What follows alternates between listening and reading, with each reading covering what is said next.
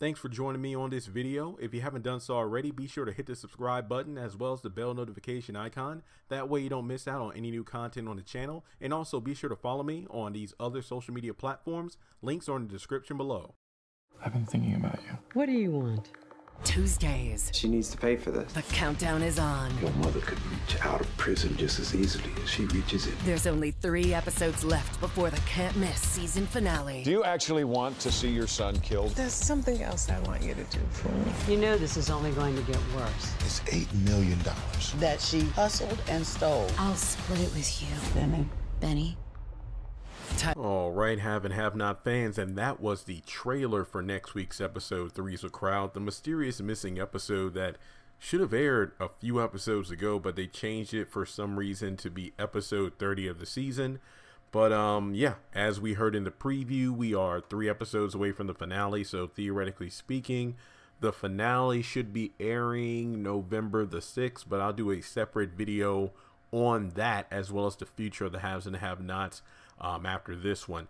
But the preview looks pretty good. The only downside was the damn Benny part, but I'll get to that later. Let's start off with the interesting part. It looks like Jeffrey and David are going to have another conversation in the hospital room. David again is sitting up and just talking about the fact that Veronica's, and I've already done videos on this, Veronica is seemingly untouchable. I mean, even if the FBI gets dirt on her or something, she will find a way to get out of it. I mean, that's the one annoying part of it. And I even said before, even if Veronica died, her presence would still be felt due to those puzzle pieces she says she has that could be used to bring somebody down, or bring everybody down, excuse me, everybody.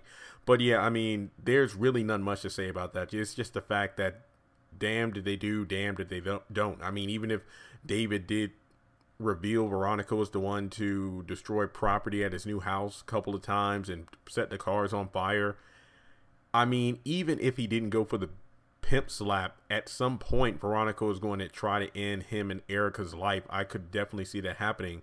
But then we move on to the next part of Veronica, and the trailer looks like she's going to once again recruit the same guy that took care of Erica. It's like, I have one more thing I need you to do. I'm going to guess it's with Justin. I'm going to say that I think that I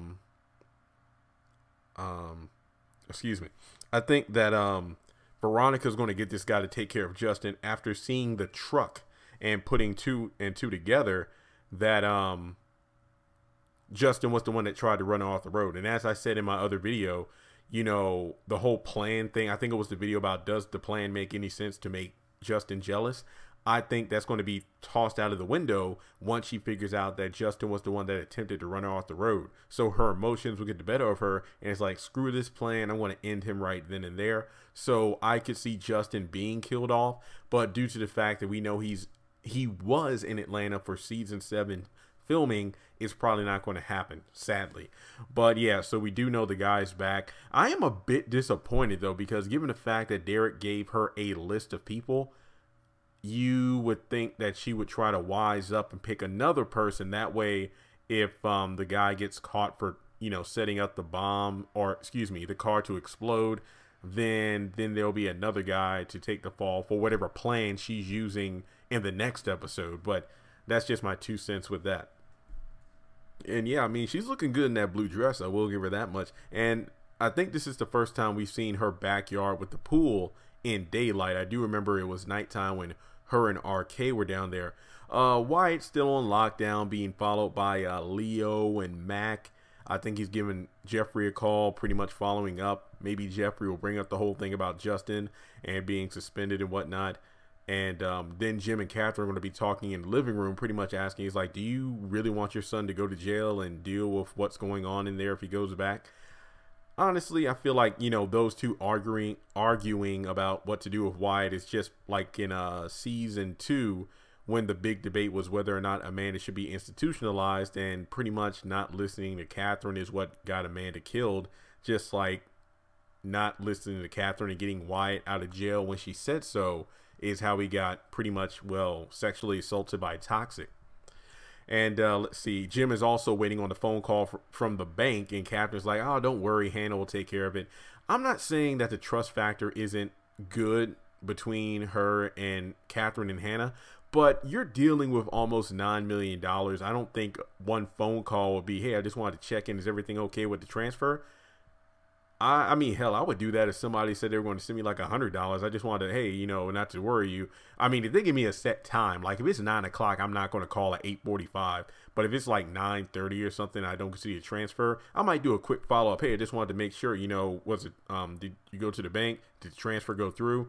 But once again, we're dealing with like almost $9 million. I'm pretty sure calling would not be a rude thing to do. That's all I'm saying with that. Let's see here. Oh yeah, Justin pulls a Veronica, pretty much just like at the, if I'm not mistaken, was it the Artesian Hotel dining room when Erica and David are just having like a breakfast or a lunch date, and then Veronica comes and sits down. I feel like the same thing is going to be done with Justin in the hospital dining or hospital cafeteria, where Madison and Jeffrey, I don't even call it a date. I just call it two old, you know, former students in the same school catching up with each other. Then Justin going to bring his ass over there and sit down, probably giving a mean look to Madison, probably wondering, you know, about, I wonder if the investigation is going to come up. And then Jeffrey's going to be pissed off because not only did Justin lie about the whole Wyatt situation, getting him suspended, but now it's like, whoa. So you chase down Madison to tell him I'm under an investigation just to keep him away from me. I could see that happening too. So yeah, that's probably going to happen.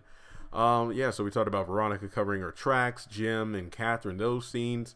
Also, Broderick and Catherine, those two in bed together. And I love how, so what do you want, a promotion? You want to be general manager of everything? That would be nice. And I need to do a video about Broderick because it looks like, you know, at the beginning of the season, it seemed like he was only interested in Catherine due to her money and power. But I don't know what it is now. It's kind of hard to read that guy, but I am intrigued. And then Catherine, you know, putting her clothes on and they're kissing again. And this woman, she's walking to the elevator like, you know, hell, I got my groove back. Then she runs into Candace and, you know, she's like, well, I know you're running a prostitution ring here. Oh, no, Catherine, I've gone from prostitution to blackmail. And I'm like, well, that's not really an ascension because blackmail is how, I mean, technically you were an escort at the beginning of the season leading to blackmail of Jim Cryer for the $100,000 in sports car. So it's almost like you're backtracking. So I don't really know what she's talking about there. But I just love the look on Catherine's face. Like she just rolled out of bed. Like she don't give a, you know, a flying F about this. She's ready to shut it down. And I wonder if the money's coming up. And the blackmail, what does that mean? Does that have something to do with Broderick? Was it recorded? I don't know. We'll have to wait and see. Let's see what else we have here. Yeah, I think that's about it, except for the one scene that I hate, and I don't want to go into a rant about it in this video. I will in another video. It's the whole damn money thing. Please, Tyler Perry, get rid of it. I am just put the money back in the Cryer's account. I am done. I don't care because this is something that should not be argued, stretched out amongst 20. Remember how I ranted about the whole Terrence finding the money in the laundromat, then Ella gets it and makes all the decisions about what to do with it, leading to a bunch of problems. This is even worse because it's been stretched out over so many episodes because it makes no sense. It is not her money. It literally isn't. It shouldn't be a question. The only thing Benny should be concerned about is like, hey, is it possible that I can ask them for the interest to pay back them loans? That's the only reason he should be talking about keeping some of the money, and that's having sit down with the Cryers about it. But aside, it's just not right. I'm not going to sit up here and preach. It's not right. It's stupid, and I have no idea why this particular storyline has been dragged out the way it is. So Benny in this trailer, he was good for like getting up and walking away from Candace, not taking her bull crap anymore. But now to have her once again leak her claws into his minuscule brain about how I'll split the money with you, and he's thinking about it. Now it's kind of like, well, damn, what is he going to do? I mean, if he agrees with Candace and Hannah refuses, and he refuses to go down to the bank to sign the money over, then there's nothing that can be done about the money. That means Candace is going to continue sending even more and more people to harass her own mother to get the money. So I don't know. That's a video in itself. But 3 is a crowd. Pretty. I'm not gonna lie. I feel like this episode, the Black Man, I feel like the trailer for this episode looked more intriguing than the trailer for next week. I feel like the whole Benny Money thing, that's what's dragging it down for me. But I am looking forward to next week's episode. So if you haven't done so already, guys, please hit that subscribe button.